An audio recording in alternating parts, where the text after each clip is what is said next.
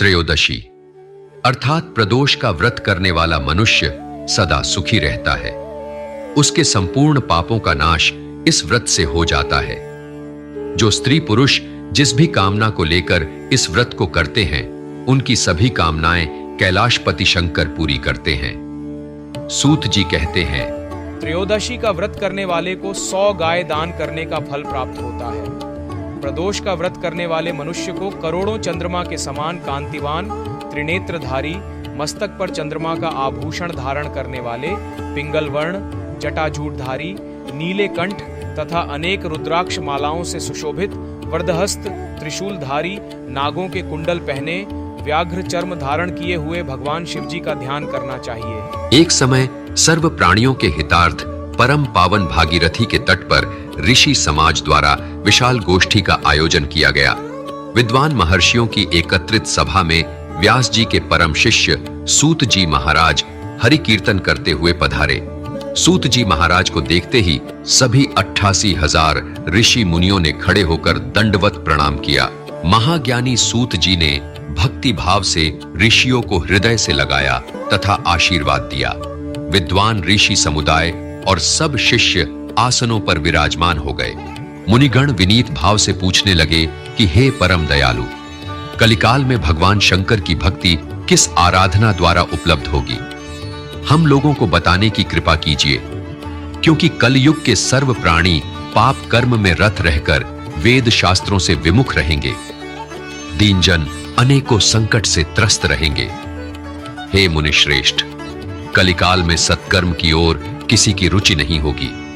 हे महामुने, ऐसा कौन सा उत्तम व्रत है जिससे मन वांछित फल की प्राप्ति होती हो? आप कृपा कर बतलाइए। ऐसा सुनकर दयालु हृदय श्री सूत जी कहने लगे कि हे श्रेष्ठ मुनियों तथा शौनक जी, आप धन्यवाद के पात्र हैं। आपके विचार सराहनीय एवं प्रशंसनीय हैं, क्योंकि आपके हृदय में सदैव परहित की भावना रहती है। इसलिए सुनो, मैं उस व्रत को तुमसे कहता हूँ जिसके करने से सब पाप नष्ट हो जाते हैं। धन वृद्धि कारक, दुख विनाशक, सुख प्राप्त कराने वाला, संतान देने वाला, मन वांछित फल प्राप्ति कराने वाला ये व्रत तुमको सुनाता हूँ, जो किसी समय में भगवान शंकर ने सती जी को सुनाया था और उनसे प्राप्त यह परम श्रेष्ठ उपदेश मेरे पूज्य गुरु जी ने मुझे सुनाया था, जिसे आपको समय पाकर शुभ बेला में मैं सुनाता हूँ। बोलो उमापति शंकर भगवान की जय। श्री सूत जी बोले, हे विचारवान ज्ञानियों, आप सभी भगवान शिव के परम भक्त हैं।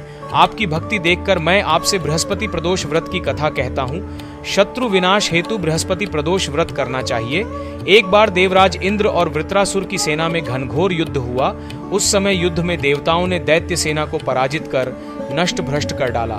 अपनी सेना का विनाश देखकर वृत्रासुर अत्यंत क्रोधित हो स्वयं युद्ध के लिए आया। आसुरी माया से उसने बहुत ही भयानक विकराल रूप धारण कर लिया। उसके इतने भयानक विकराल रूप को देखकर देवराज इंद्र सहित सभी देवता भयभीत होकर देवताओं के गुरु श्री बृहस्पति जी के पास गए। तब गुरु श्री बृहस्पति महाराज तत्काल बोले, हे देवेंद्र, पहले मैं तुम्हें वृत्रासुर का वास्तविक परिचय दे दूं। अब तुम वृत्रासुर की कथा ध्यान मग्न होकर सुनो। वृत्रासुर पूर्व समय में बड़ा तपस्वी और कर्मनिष्ठ चित्ररथ नाम का राजा था। उसने गंधमादन पर्वत पर घोर तपस्या कर शिव जी को प्रसन्न किया था। तुम्हारे समीपस्थ जो वन है, पहले वो इसी का राज्य था।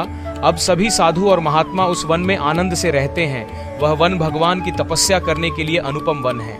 एक बार चित्ररथ अपने विमान से कैलाश पर्वत चला गया। वहां शिव जी के वाम अंग में माता पार्वती को विराजमान देख चित्ररथ उपहास पूर्वक बोला, हे प्रभो, मोह माया में फंसे होने के कारण हम स्त्रियों के वशीभूत रहते हैं, किंतु देवलोक में ऐसा कहीं दृष्टिगोचर नहीं हुआ कि भगवान भी स्त्री सहित सभा में बैठे।